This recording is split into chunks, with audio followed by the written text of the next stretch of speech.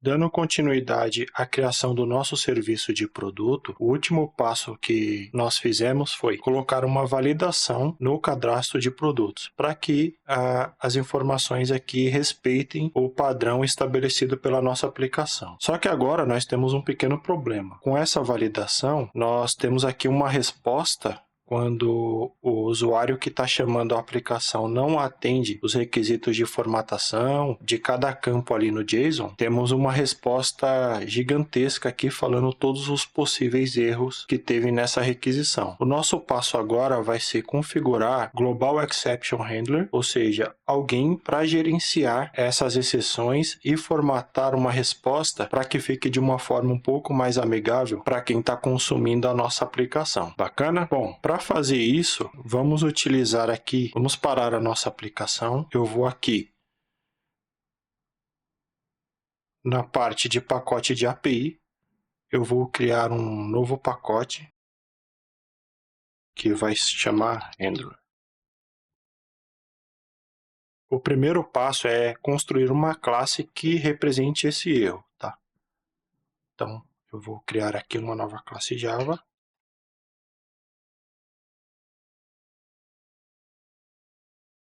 Vou colocar aqui alguns campos que vão informar para o usuário o erro, o código e a mensagem, tá?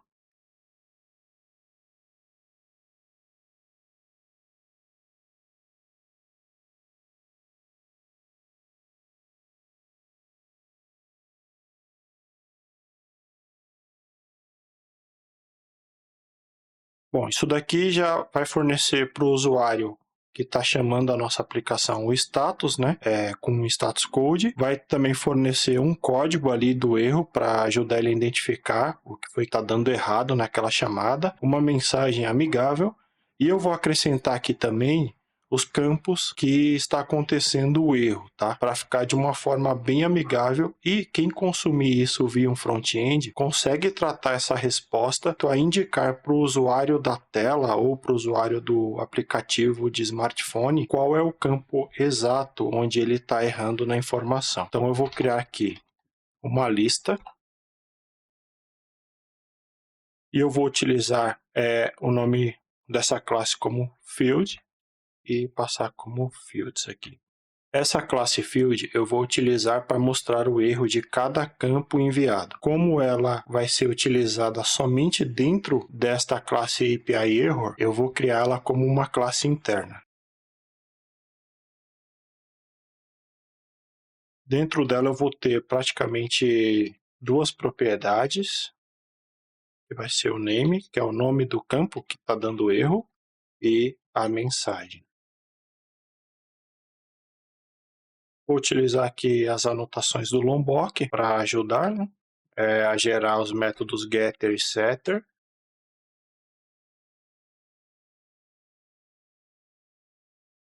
E aqui eu vou utilizar o JSON Property Order para formatar como é que eu quero exibir esses campos quando ele for serializado para JSON.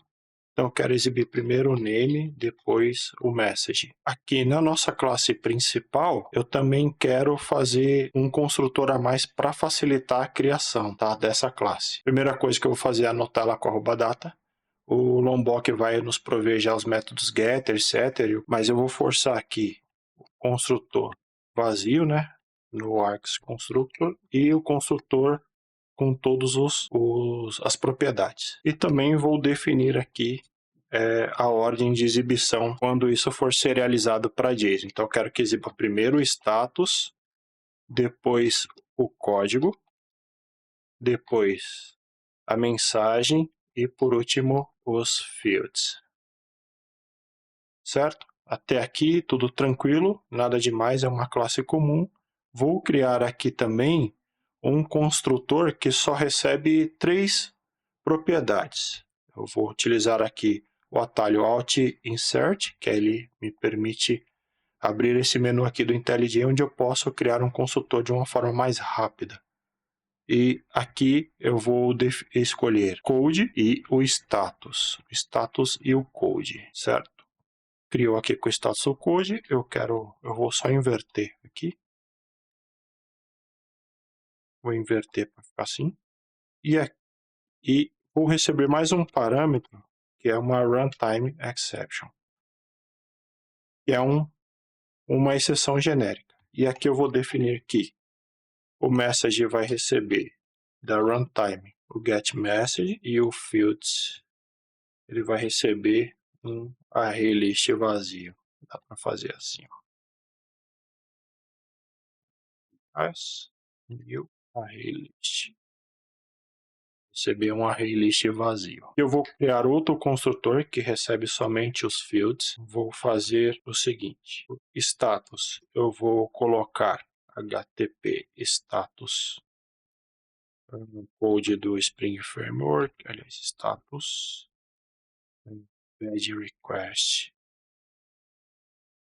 e pegar o value. Quero definir esse construtor aqui para utilizar sempre com tipos bad request. Ele vai ser basicamente quando a validação da nossa entrada ali no nosso endpoint já barrar a requisição. Então, é por isso que eu estou criando esse construtor um pouco mais simples. Por padrão aqui, o code dele vai ser invalid properties e a mensagem padrão será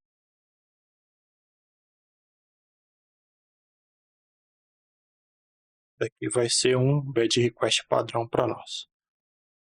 Bom, basicamente temos aqui a classe que será o espelho de um erro para nós, e agora eu preciso configurar quando essa classe vai ser devolvida para o usuário. O primeiro passo agora é criar uma nova classe.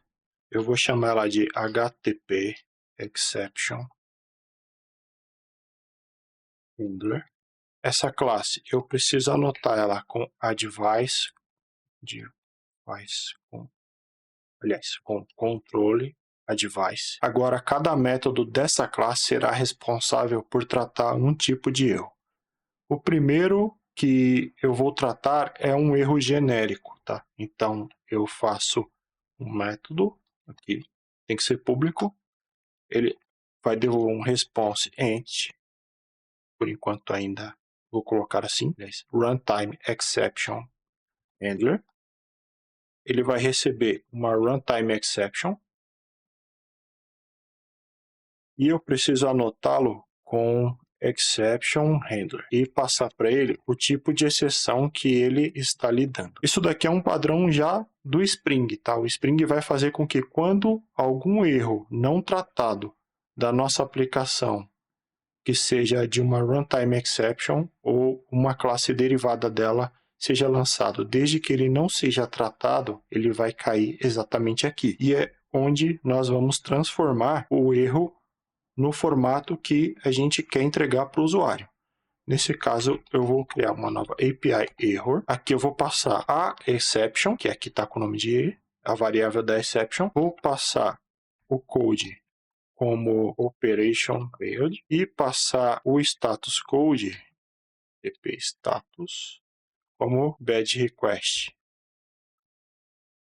Isso vai criar para mim uma variável e eu vou fazer o retorno dessa variável.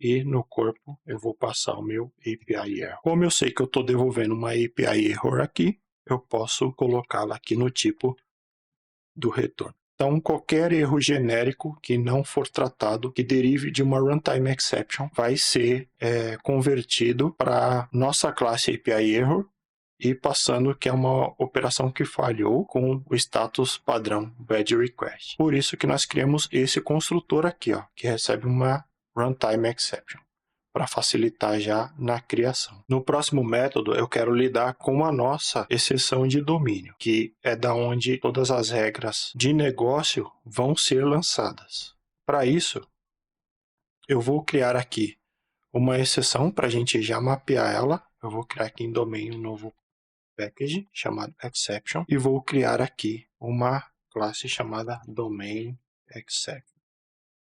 A nossa domain exception é uma exceção bem simples. Ela vai derivar da runtime exception e ela terá algumas propriedades aqui. Vai ser o código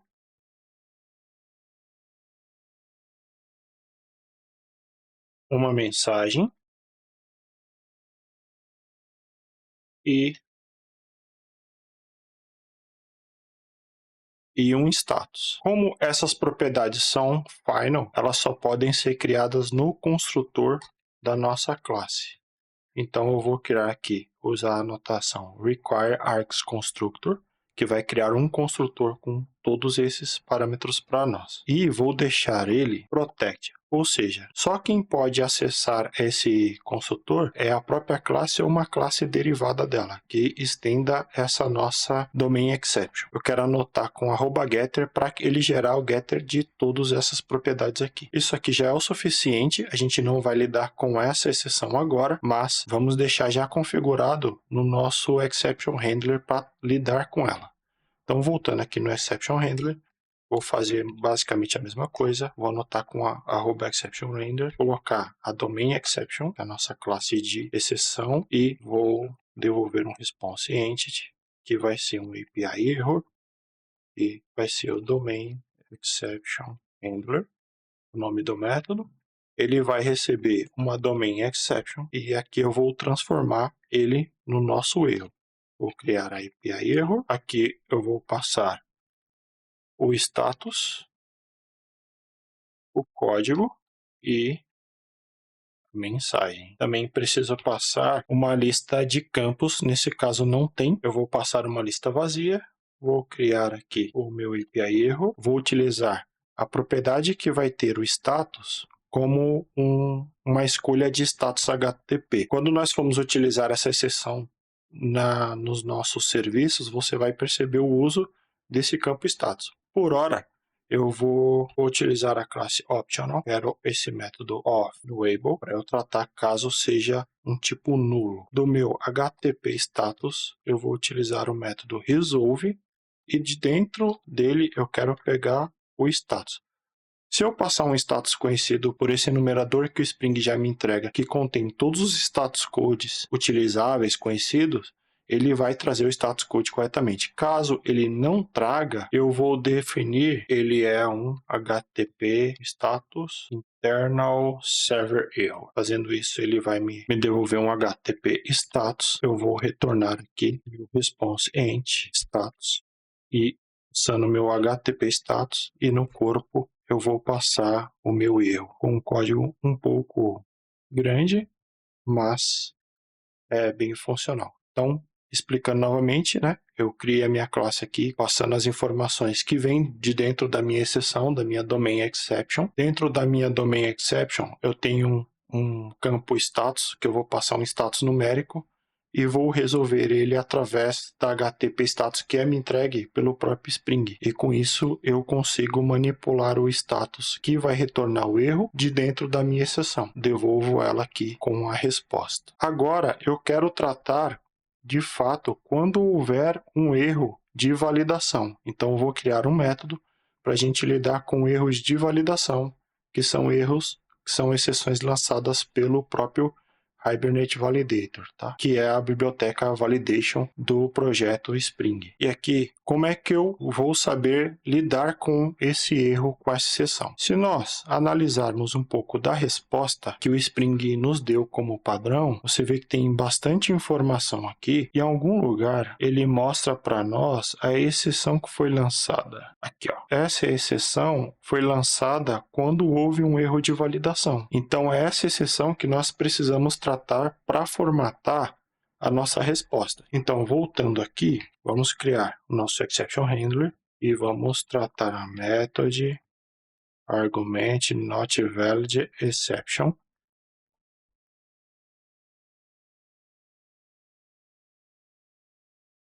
Qual o parâmetro que eu vou receber aqui? Exatamente uma exception do tipo de argument not valid exception. Agora eu preciso pegar as informações de dentro dessa exceção, as informações que traz os campos que estão inválidos. Como eu faço isso?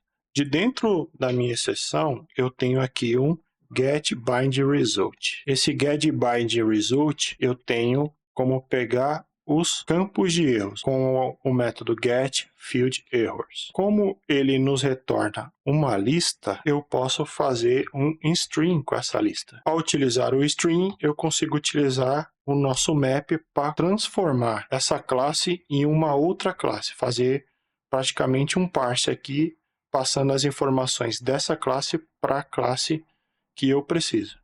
Então, eu vou chamar aqui de fieldError, vou abrir aqui a função, que isso aqui é uma função lambda, tá? Aqui eu vou fazer o tratamento do que eu quero. Basicamente, dentro dessa função lambda, eu quero passar as informações de cada campo de erro. Eu vou utilizar essa classe field aqui.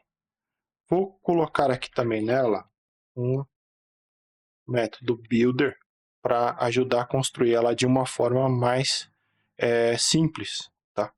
Então, basicamente, como ela é uma classe interna, eu preciso pegar ela utilizando a classe principal, API_error.field, e agora eu consigo utilizar o método builder. Dentro do método, com o método builder, basicamente eu posso passar as informações que eu quero aqui, como o nome e da onde vem o nome. Do meu fieldError, que é esta variável da lambda, eu consigo pegar o meu field, que é o campo que está dando erro. Vou só formatar de um jeito que fique mais tranquilo. E agora eu preciso pegar a mensagem. A mensagem de erro eu consigo pegar com o meu fieldError, esta variável aqui, e vou utilizar o getDefaultMessage, que tem a mensagem padrão devolvida ali pela anotação de validação. E agora eu posso utilizar o método build e eu construir basicamente a minha classe. Se eu criar aqui esta variável, esse aqui seria o meu campo, certo? Agora eu posso fazer o seguinte, como isto é um string, e aqui é uma função lambda dentro do map, eu posso fazer um return, vou devolver aqui esta variável. Eu poderia devolver ela direto aqui também, ó. Melhor ainda. Devolvi. E agora eu posso dar continuidade no meu string.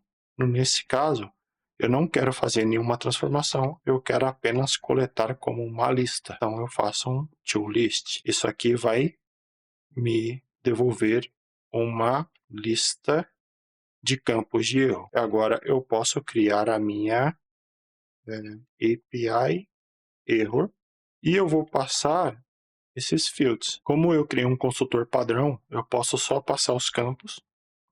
Ele vai me criar aqui o meu API error e agora eu posso retornar ele obedecendo aquele padrão do Spring e passando o error aqui como corpo da requisição. Basicamente, nós estamos lidando com uma exceção genérica, com uma exceção de domínio e com alguma exceção de validação da biblioteca de validation, tá? Pelo que desenvolvemos até agora, estamos cobrindo quase que todas as possibilidades de erro da nossa aplicação. O que nós podemos fazer agora é testar e ver se isso aqui de fato está funcionando. Eu vou executar a aplicação, aqui, para fazer o build e subir a aplicação.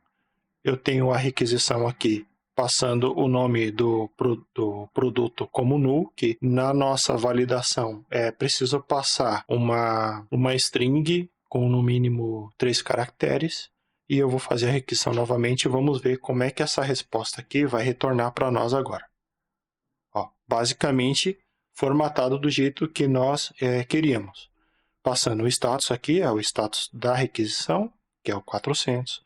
Passou o nosso código. Esse invalid properties é o código genérico para quando as propriedades são inválidas. Passamos aqui a mensagem, né, que é a mensagem padrão, para quando são somente propriedades inválidas, e os campos que têm a propriedade inválida. Então ele passa aqui o name, né, e a informação aqui. O campo não deve ser nulo. Se nós relembrarmos por que ele está passando aquela informação, dentro do nosso mapper em request aqui, no product request, nós definimos not null. Então, not null, ele tem essa mensagem padrão aqui, que os campos não devem ser nulos. Ele está trazendo em português porque o meu servidor, como está rodando numa máquina local, que está configurada a linguagem de português, ele entende que ele tem que transformar isso aqui em português. Por exemplo, aqui está definido que o mínimo tem que ser 3 e no máximo 80. Se eu definir aqui uma string com 2 caracteres apenas e mandar, você vai ver que vai mudar o erro, né? Aqui, ó, no campo name, tamanho deve ser entre 3 e 80. Então, percebam como o Spring já entrega em suas bibliotecas uma ferramenta muito poderosa, porque aqui a gente não precisa ficar codificando validações na mão. Ele já entrega isso tudo com base em anotações e nós conseguimos tratar de uma forma bem elegante, uma forma que ajude a pessoa que está integrando a nossa aplicação, no caso um front-end ou uma aplicação mobile, a lidar com esses erros. Porque se a pessoa que está desenvolvendo a interface utilizar essas informações aqui, ele consegue passar com uma precisão para o usuário que está consumindo a aplicação. Então esse é um ponto bem interessante que nós estamos fazendo aqui. Isso faz com que o nosso serviço tenha uma maturidade muito grande. Isso aqui também vai acontecer com as outras informações. Por exemplo, aqui ó, o preço fala que tem que ser um valor positivo. Então se eu passar um valor negativo aqui no preço, percebam que vamos ter mais de um campo problemático, onde o nome aqui ainda não está obedecendo e o preço também não deve ser menor do que 0. Uma outra coisa que podemos fazer também é personalizar estas respostas de erro. Por exemplo, vamos utilizar aqui o name como nulo. Ele devolve para mim. Não deve ser nulo, certo? Se eu quiser uma mensagem um pouco mais detalhada sobre este erro, eu posso fazer uma personalização. Como eu faço isso? Se eu vir aqui na anotação do campo, eu consigo sobrescrever um dos parâmetros dele, que é o message. E eu posso escrever uma mensagem personalizada, por exemplo. Certo? Vou reiniciar a aplicação aqui para ser um pouco mais rápido. E percebam que quando eu faço a requisição agora, a mensagem é exatamente a mensagem que eu escrevi. Isso aqui faz com que a ferramenta fique mais poderosa ainda, porque a depender de como os requisitos da sua aplicação, pode ser que você precise passar mensagens específicas aqui nessa validação. Isso daqui é possível em qualquer uma dessas anotações do Spring Validation, tá? Se você utilizar até na size aqui, percebam que você pode sobrescrever a propriedade message, assim como na size, todas elas possuem esse tipo de personalização. Bacana? Bom, o que eu queria abordar nessa aula é isso. Espero que vocês tenham gostado. Se vocês ainda não estão inscritos no canal, se inscrevam para não perder as próximas aulas. E deixa o like se curtiu essa aula também. Eu vou ficando por aqui e até a próxima.